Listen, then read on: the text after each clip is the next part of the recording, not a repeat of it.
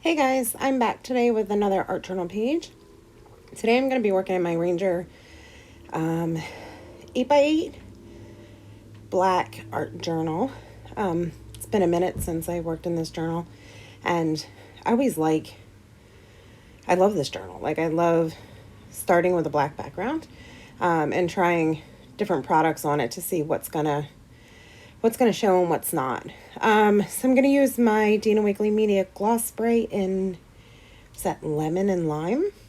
And so, as you can see, although it's acrylic paint, it does not show up as super solid as it would on a white background. But I was really digging the effect, like the smoky effect that I got with the sprays on the black journal pages.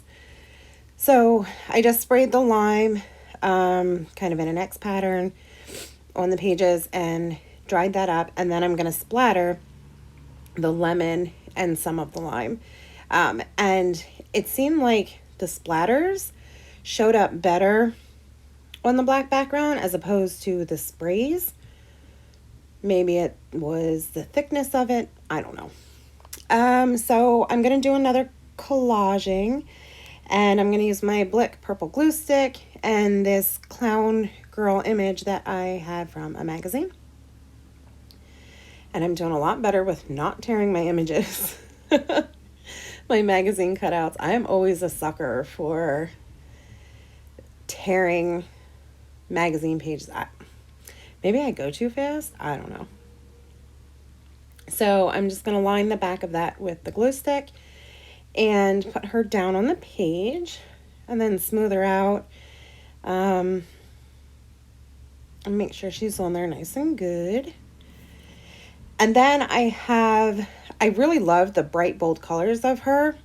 So I wanted to have a complete contrast of image on the other side. And I have this coloring book, Just Add Colors Circus. It's artwork by Sarah Walsh, and I love it. I'm going to use my Tombow Mono liquid adhesive to adhere these guys down, and I just cut them out of the coloring book instead of coloring in it. There's just some really, really cool images in there. Just going to make sure that's nice and glued on the back and smooth that down on the page. And like I said, I wanted the contrast of colors because the girl was so, not that her colors are bright, but they were very bold. And then, so I wanted, a just black and white image on the other side. But then, of course, I can't leave well enough alone, and I thought it needed just a pop of color. So I have a Jelly Roll pen in Moonlight, and I'm just going to add a little bit of purple to the checkers on their pants, some on their ties, and some on the, is it lapels of their jackets? I don't even know if that's what it's called, the little flappy things. I think it's lapels.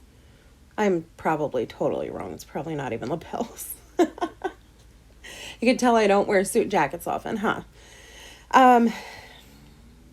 Yeah, so I'm just going to add some color. And I'm really, really still having a lot of fun doing my, working in my art journals.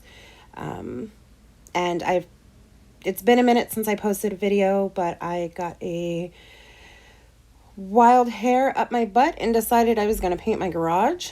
And so, the outside of my garage. So I took a day or two off to get started on that project. And now I have this clear stamp set from Recollections. I think I got it last Halloween season or the one before that. And some archival ink in Majestic Violet.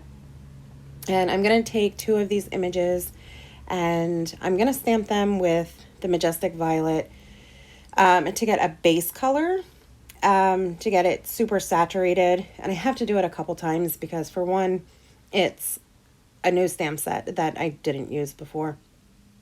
And I didn't rough it up a little bit, which I normally do, but I didn't with these. So I have to do a couple passes with that. And it's archival ink, so it's not a super solid ink. Then I'm going to go in with the jet black archival ink and just lightly touch on the stamps. I'm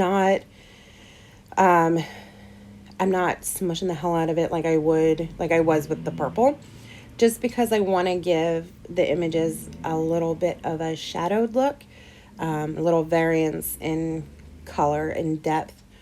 So the black just kind of highlights other areas, if that makes sense. Gives it that little ombre-ish look. Not even ombre. It just adds some black to it.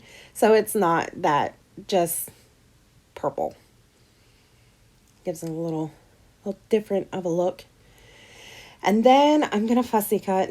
And like, this is like super cheating fussy cut, because I just cut around the images. Like, I wasn't trying to truly fussy cut, because, you know, that's not my favorite at all. And I could have ran it through my brother's scan and cut to cut the images out, but that was a lot of work. So now I have archival ink in Cactus Flower, and I'm just going to scrape around the edges of the sentiment and the welcome image as well, just to bring in another pop of color. And I do drag it across the front a little bit. I could have gotten out my distress inks and used the blender tool, but I was just scraping away. And then after I go around both of these with the pink, I'm gonna take the jet black archival ink and just go around the actual edge, not bring it in towards the center at all like I did with the pink, just to give it again another pop of color.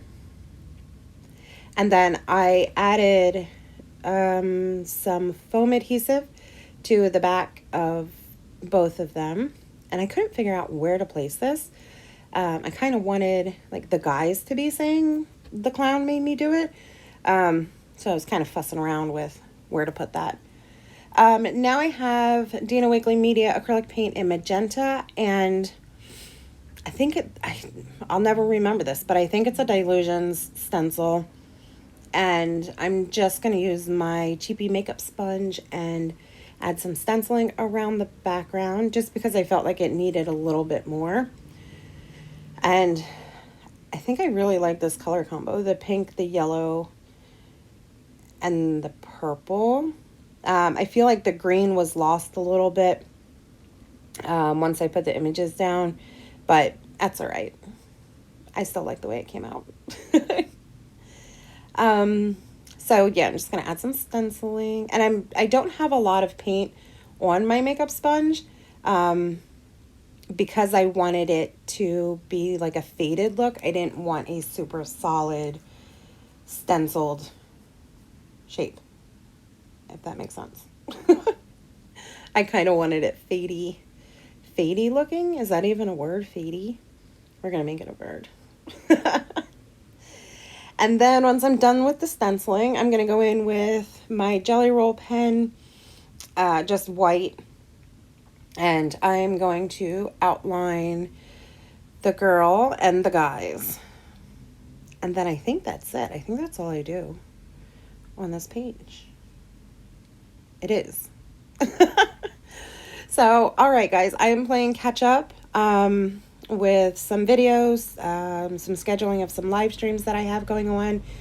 And tomorrow we have another huge live stream starting at 7 a.m. on Karen Tamir's channel.